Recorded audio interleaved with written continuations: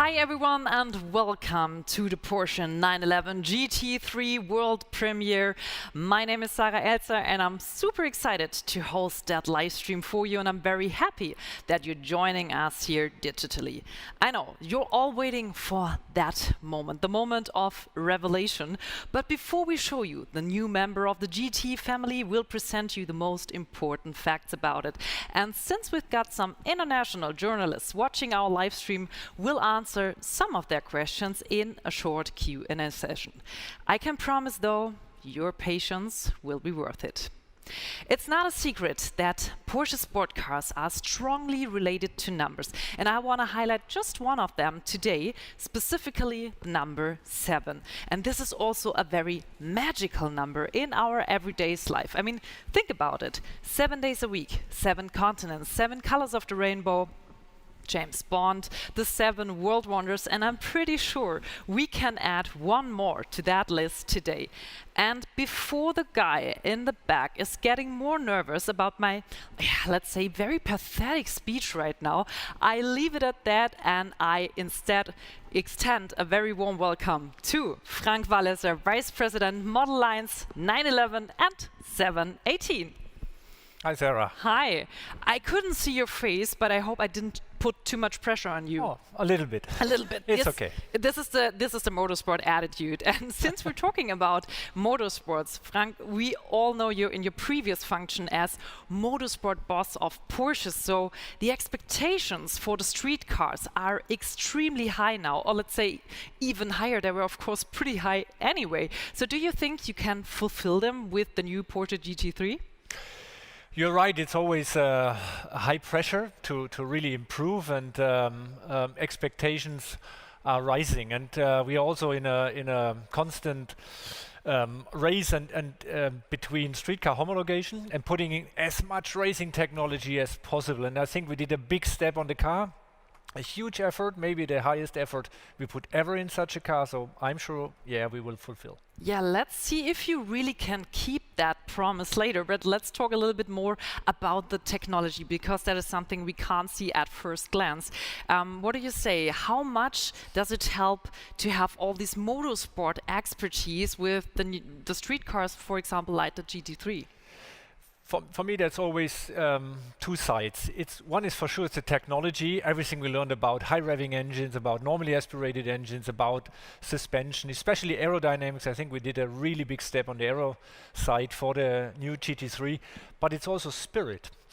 The spirit of engineering this car to make the baby happen, to make it live, to bring all in a GT3 needs. And there's a small core team, they work close together day by day, they can trust each other, and that makes a very, very essential part of the GT3. I think you already delivered a quote for the journalists to bring that baby to life. I love that one. But since the people are thinking, maybe sometimes they're thinking right now, what is she talking about that with the number 7? What is that all about?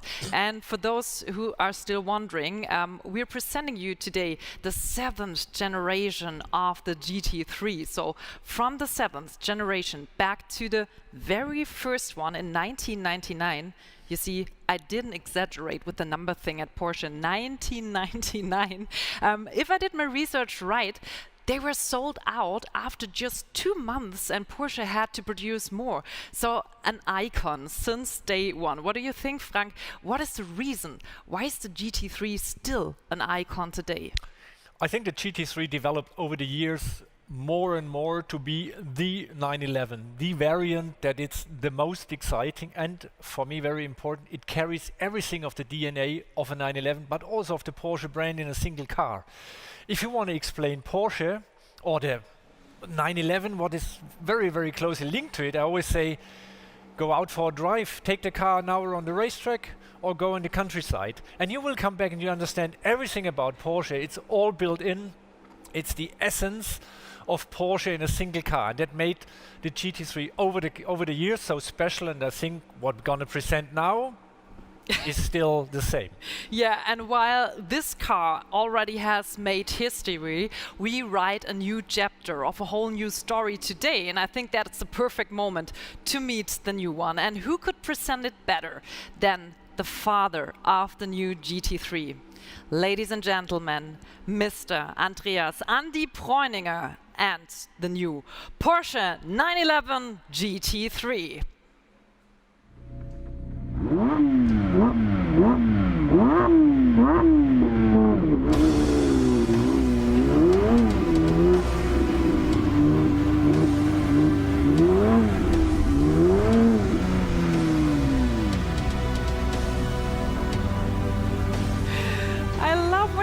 I think that's also the way he parks in front of a supermarket, right? So here he is, Andy. I think driving slowly is not an option for you, right? Well, it hurts almost driving that car slowly, sorry.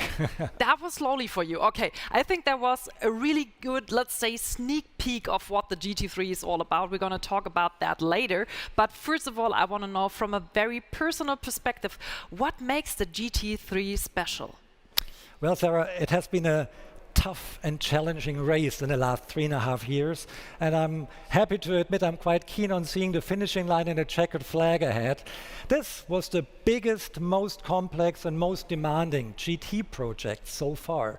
But what a machine. The results shows it. It was well worth the effort. This is the most extreme, most exciting GT3 that we have ever developed. And for that reason, it's a very special car for me and my team. Yeah, and you said it already, this isn't just a car anymore. I think it's really a driving machine. But I have one question. Did you two race beforehand and the winner got to drive the car on the stage? Or no. So, but yeah, it would be a good idea for the next time. Next time. But of course, Frank, you also drove it. So what was your first thought when you jumped into the car and drove it really the first time? Well, that's always a very special moment if you get if you have a new variant, if you have a new GT3. And the engineering guys, normally they say, no, it's too early, but then you have to beg and ask them, can I drive? And this first impression of a car to get the feedback, if it's really a GT3, could we carry over all the DNA that we wanted that are necessary for a GT car also to a new platform? What is not so easy, looking at the boundaries of homologation and everything. And but I had two thoughts when I finished the drive. One was, well, it happened. Everything is there, what we need for such a car. Very relaxed on that side. On the other hand, I said, well, that's still a hell of work to do until it's finished. And he did a hell of work, and he finished it in a very, I think, awesome way. So thanks for now, Frank. We'll see you later in the Q&A session. And for those with an already higher pulse during that short presentation of the car, I think we can make your heartbeat even faster. Winding road and racetrack. That's where a GT3 really feels at home. So let's have a look at the new Porsche 911 GT3 in action.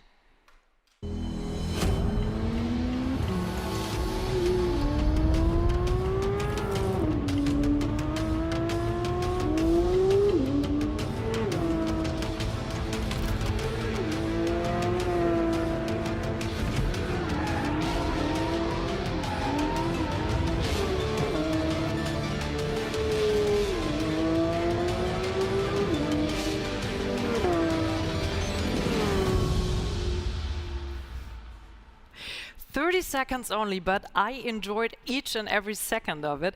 Andy, since we're talking here about high-performance sport cars, I mean, the people want to know what's under the hood.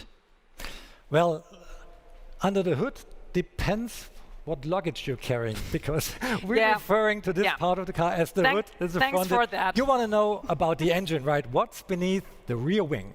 So, and I can tell you, it's a motorsport engine from the first degree. It's the same engine we use in the Cup car. It's 4-liter displacement, flat six, high-revving, a fire-breathing, normally aspirated engine with all the tech from a race car engine, like individual throttle bodies, dry sump lubrication, titanium parts in the engine, a lightweight exhaust. This is, for me, the most emotional engine that's on the market anywhere today. It's so much fun. But it's not all that defines a GT3. It's a lot engine, but it's the rest also. And on that car, we have a complete new suspension, a double wishbone front axle for the first time. That's a revolutionary evolution, I would say. Bigger wheels, bigger brakes, wider rims, and that all on the 992 platform, and it's a little bit bigger, a little bit more competent, and it needed some lightweight trickery to keep the weight down, and that is dispersed all over the car. So all boxes ticked. So, did I miss the part where you said how much horsepower this car has? No, This car has 510 horsepower, and that's a lot for a 1435 kilo car, and that's exactly the sweet spot we're aiming at for having a driver's car and the perfect track tool for the weekend. And speaking of another very favorite topic of you, I mean, you're well known for putting your cars, let's say, on a diet. So how much did you train off at this one? Well, that brings us back to the hood. Finally. It's made of carbon fiber, and we saved some kilos here. And underneath hidden is a super lightweight battery that brings the weight down even more. The rims are lighter than before. If you look at the glass throughout the car, there's super light, very thin glass. So we save about 5 kilos in comparison to the predecessor just on the glass. And if you're a freak for carbon fiber, you get a roof in carbon fiber as well. Puts down the car's weight another kilo, and the rear wing and the whole section on the rear is painted, but underneath, even where you can see the cross members, carbon fiber as well. Additionally, around the engine we found another 5 kilos, and it goes on and on and on. The end result is this car is about the same weight as the predecessor, but incorporating a lot more technology. But you just talked about all the exterior components. So what is about the interior? Did you also tweak something here to reduce We don't weight? stop at the interior. If you look closely, you'll find complete new ways of setting up the carpet in the car. It's complete new lightweight carpet. In comparison to the predecessor, it's about 3 or 4 kilos less, and that's quite substantial. We changed the seats a little bit more edgy, give a little bit more support to the shoulders, and look at that microfiber cloth here. It's a dual layer with this blue shining through. It's perforated. It looks very sophisticated with the stitching. We like it a lot because it mirrors the exterior so well. So for the record, you started that topic. So let's dive into the girly talk, because I love that application here. It's the same color as the outside color. And I learned that this color is called shark blue. So who's the inventor of, I have to mention it again, shark blue? Shark.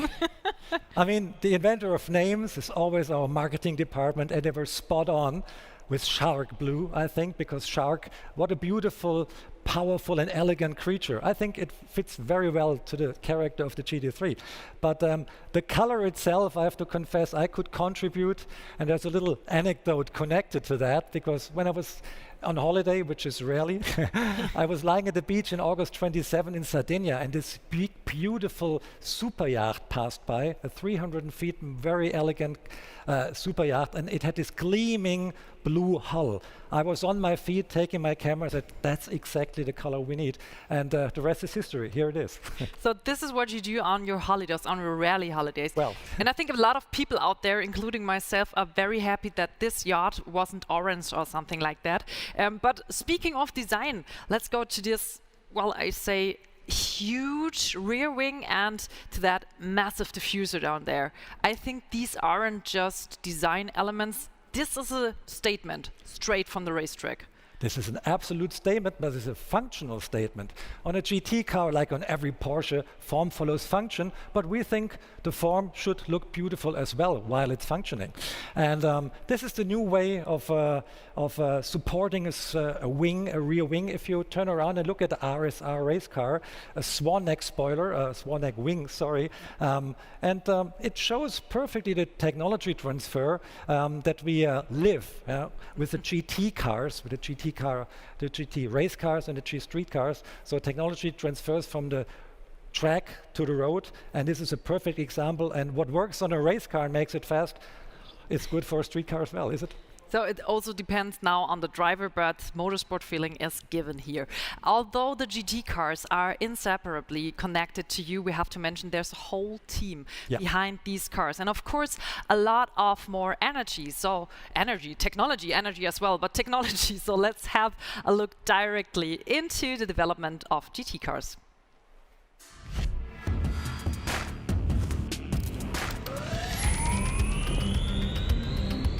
We worked especially on the efficiency.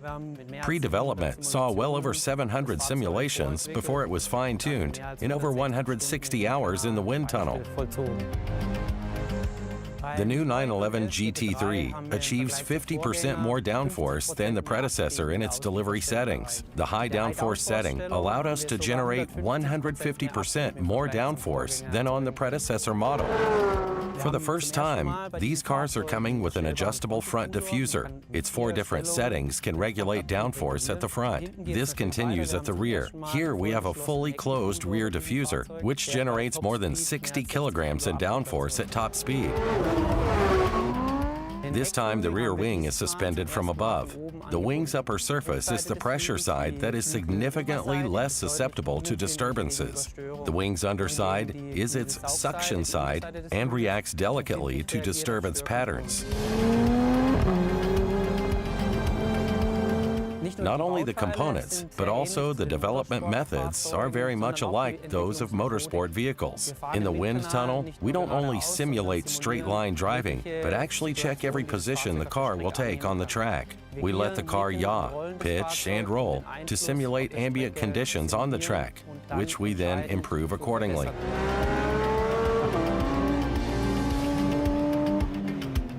This is a really light car, but brimming with engineering technology. We tried to get weight out of the car wherever possible so as to convey the most agile, emotional, and precise drive behavior. Speaking of emotions, it's not only a matter of having a light car that feels precise and agile, but the engine plays a vital role too, being the heart of the vehicle. With the GT3, Legacy demands a high-revving aspirated engine with 9,000 revs, 510 horsepower, and 470 nanometers of torque to turn it into a first-grade fun machine.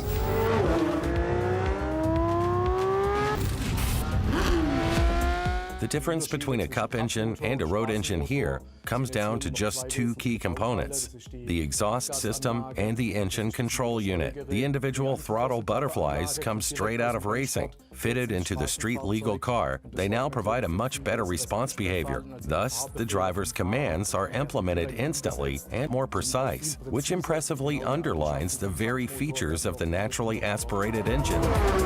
The challenge of a high-revving engine comes with the masses that need to be accelerated and decelerated time and again. The smaller dimensions of the mass itself, the easier it is to arrange and design it.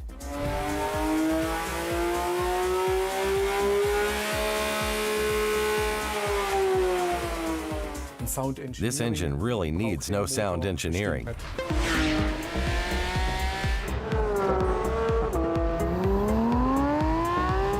The car sounds superbly, especially from the inside. All mechanical sounds are clearly audible, arranged and composed into a beautiful melody. The cockpit is very sporty and clean, with every function extremely intuitively understood by the driver. We offer 3 different modes: normal, sport, and track. Specific to the GT3 is the so-called track view. It compacts all the information I need on the track or during a sporty outing to the immediate field of vision, ahead of the driver. We see oil pressure and oil temperature, tire pressures, and of course, the large central rev counter. I truly love that track view. I mean, the best thing in my very personal opinion is the shift light. It's not necessary, but it's cool. It helps a lot. It helps a lot. And it's cool, yeah, right. Of course, it's always functional. If you put something in a car, it's functional. And you once said about the GT3, and I quote, "The emotions and the joy of driving, that's why we desire the car from the heart to the stomach." Yes, to the stomach. So poetic. But I think that's also the reason why you've tested the new one to the bone at Nordschleife with 2 very special and well-known experts. You're referring to our test driver dream team, Mr. 911, Jörg Bergmeister, who raced 6 generations of 911 race cars with huge success. Nobody knows the 911 better than he does. And Lars Kern, or should I name him Mr. Nordschleife, who has so many record laps under his belt. There's nobody around that knows the Nordschleife better as him. And Can you imagine what happens when you give both these guys a key to that car and give them a day off at the Nordschleife? Here's the story.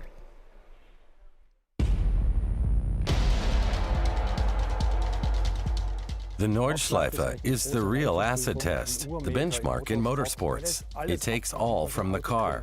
You never stop learning. Up and down, blind sections, slow corners, fast turns. The Nordschleife has it all. It tells you about an absolute best-in-class performance. If you manage it well, you know the car is fit for anywhere.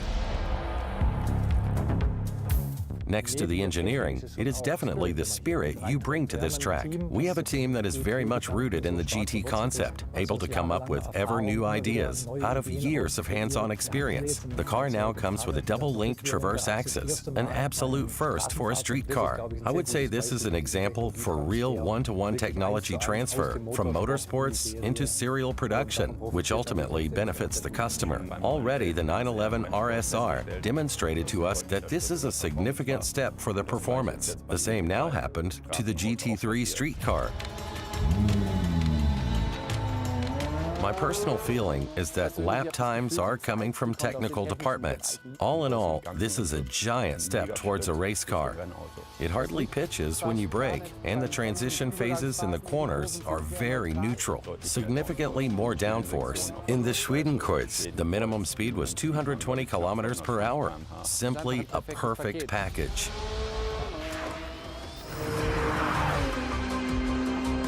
"20 years ago, when the first GT3 hit the road, it was a dream car for me. The homogeneous totality of engine transmission, limited slip differently generates a tremendously exact driving behavior that after 15 minutes you had fused together with the car. Topping it all was the day when I was told we had to see what time we would be able to get out of the Nordschleife. Up until then, there was no serial production car that had made it in under 8 minutes.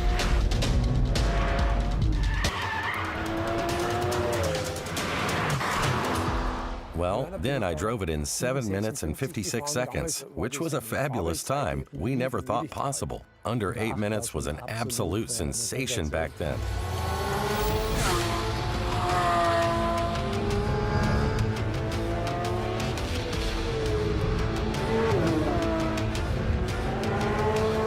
If anyone had told me that in 20 years this kind of car could do it in less than 7 minutes, we would have replied that this is impossible. 1 minute is light years. Lap times are now faster than with a 918. This in turn tells you how fast the car is cornering. We got out and said, this is the best street car we have ever driven in our lives. The car is nearly 17 seconds faster than the predecessor, which is really breathtaking, especially if you drive it like this morning, with constancy and many laps after another, with two drivers who are separated by just 3/10 of a second.